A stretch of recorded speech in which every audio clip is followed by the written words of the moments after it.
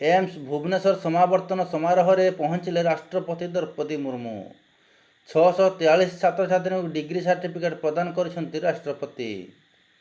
समावर्तन समारोह राज्यपाल, मुख्यमंत्री, केंद्रमंत्री, राज्य स्वास्थ्य मंत्री उपस्थित थिले। भुवनेश्वर सांसद और अन्य प्रमुख नेतृवृंद उपस्थित थिले। छात्री आत्माहुति उद्यम मामलें एफएम कॉलेजर निलंबित प्रिंसिपाल गिरफ।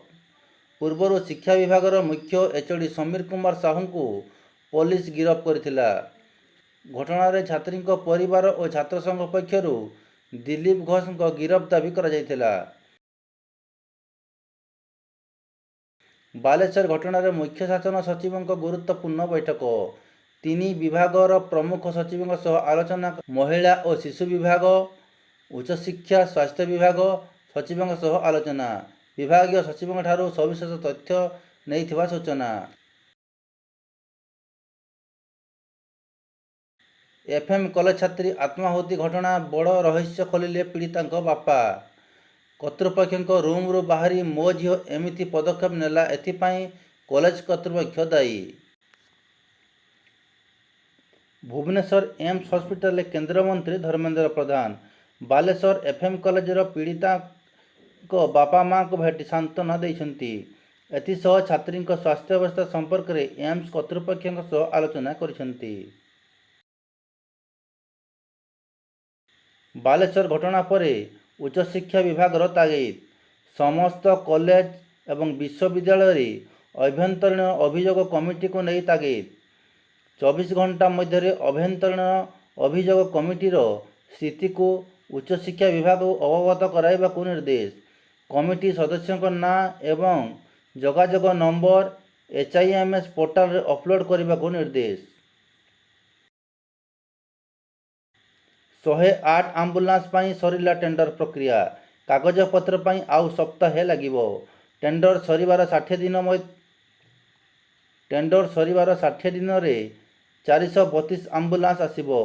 सूचना देले 108 आंबुलांस ओडिशा मुख्य सब्यसाची विश्वाल। लघुचाप प्रभाव में ओडिशा रे प्रबल वर्षा हेबा नै IMD आकलन। लघुचाप प्रभाव में बन्या स्थिति सृष्टि होई पारे। सोमवार उत्तर ओडिशा सांगकु मंगलवार पश्चिम ओडिशा रे प्रबल वर्षा हेबा बोली IMD डीजी पूर्वानुमान। हरियाणा गोवा को मिलिला नुआ राज्यपाल।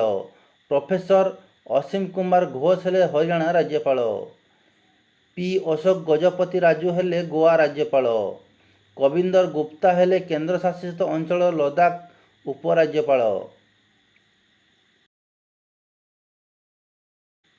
यौतुक पाई बहु देहरे पेट्रोल ढाली निआं लगाईदेले शाशुघर लोके। गंजाम खलिकोट थाना अंतर्गत कन्हैपुर ग्राम रे यौतुक पाई शाशुघर लोके निआं लगाई देथिबा अभियोग। महिला जनक गुरुतर अवस्था रे ब्रह्मपुर बड़ मेडिकल रे भर्ती। सोमवार सुप्रीमकोर्ट वैवाहिक मामला उपर एक गुरुत्वपूर्ण मंतव्य देइछन्ति। साक्ष्य भावे ग्रहण करा जाई पारिबो दंपति गुप्त कथबार्ता रेकर्डिंग। स्त्री और स्वामी परस्पर उभय उपर नजर रखिबा प्रमाण करे जे विवाह दृढ़ नुहे। एही रेकर्डिंग को न्यायिक कार्य रे व्यवहार करा जाई पारिबो। राजधानी दिल्ली रे स्कूल को बोमारे उड़ाई देबाकू धमक। चाणक्यपुरी एवं द्वारिका अंचल थिबा 2टी स्कूल को ईमेल रे धमक। स्वतंत्र पुलिस टीम संधानी कुकुर सह उभय स्कूल रे पहुंची सर्च ऑपरेशन आरंभ करिछि। काଳ ହେଲା ଛତୁ ତୋଳିବା। ଲ୍ୟାଣ୍ଡମାଇନ୍ ବିସ୍ଫୋରଣରେ 3 ଗୁରୁତର। ଛତିଶଗଡ଼ ଉସୁର थाना धानगोल गाँव में अघटन। आहतों मध्य जड़े नाबालिका थिबा बेले समस्ते मेडिकल रे भर्ती होती। सुरक्षाकर्मी को टार्गेट कर एही लैंडमाइन बिछा जाइथिबा नै चर्चा।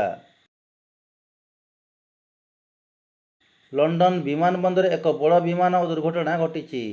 रविवार अपराह्न उड़ाणर किछि सेकेंड पर विमानटी दुर्घटनाग्रस्त होई जेपरी एक अग्निपिंडूल परिणत होइतिला। एसेक्स रो लंडन साउथ एंड विमान रे एपरी घटना घटी।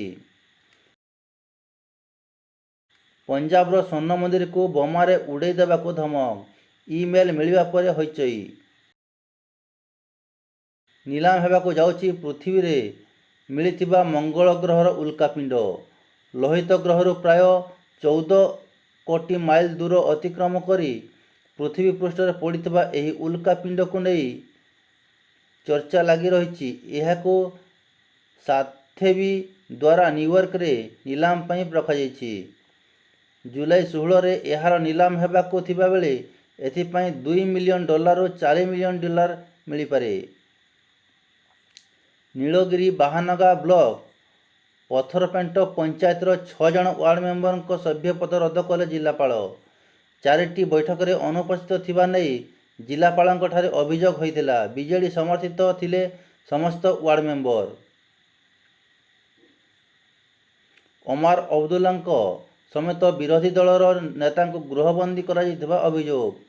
ସୋସିଆଲ ମିଡିଆରେ ପୋଷ୍ଟ ସେୟାର କଲେ ଅମର। ଜଳବନ୍ଦୀ ସମସ୍ୟାର ସ୍ଥାୟୀ ସମାଧାନ ପାଇଁ ଅଣ୍ଟା ଭିଡ଼ିଛନ୍ତି ସରକାର। ଖୁବ୍ ଶୀଘ୍ର ଆରମ୍ଭ ହେବ ନଦୀ ସଫେଇ ଅଭିଯାନ। ନବରଙ୍ଗପୁର ଜିଲ୍ଲା ଝରିଗାଁ ବ୍ଲକ ପାଳିଆ ପଞ୍ଚାୟତ ଅନ୍ତର୍ଗତ ରାସମା ଗ୍ରାମରେ ବିଷାକ୍ତ ଛତୁ ଖାଇ ଗୋଟିଏ ପରିବାରର 4 ଜଣ ଗୁରୁତର ହୋଇ ଝରିଗାଁ ଗୋଷ୍ଠୀ ସ୍ୱାସ୍ଥ୍ୟ କେନ୍ଦ୍ରରେ ଚିକିତ୍ସିତ ହେଉଥିବା ଜଣାପଡ଼ିଛି। ତୁର୍କୀ ପାକିସ୍ତାନ ସହ ମିଶି ସମୁଦ୍ର ମଧ୍ୟରେ ନିଜ ପ୍ରଭାବ ବିସ୍ତାର କରିବାକୁ ଚଳାଇଛି। ସମୁଦ୍ର ଭିତରେ ଗ୍ରୀକ୍ ନୌସେନା ସହ ମିଶି ଉଚିତ ଜବାବ ଦେବାକୁ ଚେଷ୍ଟା କରିଛି ଭାରତୀୟ ନୌସେନା। ଡିଜିସିଏର ବଡ଼ ନିର୍ଦ୍ଦେଶ। ସବୁ ବିମାନର ଇଞ୍ଜିନ୍ ଫୁଏଲ୍ ସୁଇଚ୍ ଯାଞ୍ଚ କରିବାକୁ ବାଧ୍ୟତାମୂଳକ। ଡିଜିସିଏ ତରଫରୁ ଆହୁରି ମଧ୍ୟ କୁହାଯାଇଛି ଯେ କିଛି ଅନ୍ତରାଷ୍ଟ୍ରୀୟ ଏବଂ ଘରୋଇ ଅପରେଟର ଏସ୍ଆଇବି ମୁତାବକ ନିଜ ନିଜ ବିମାନର ନିରୀକ୍ଷଣ ଆରମ୍ଭ କରିଦେଇଛନ୍ତି।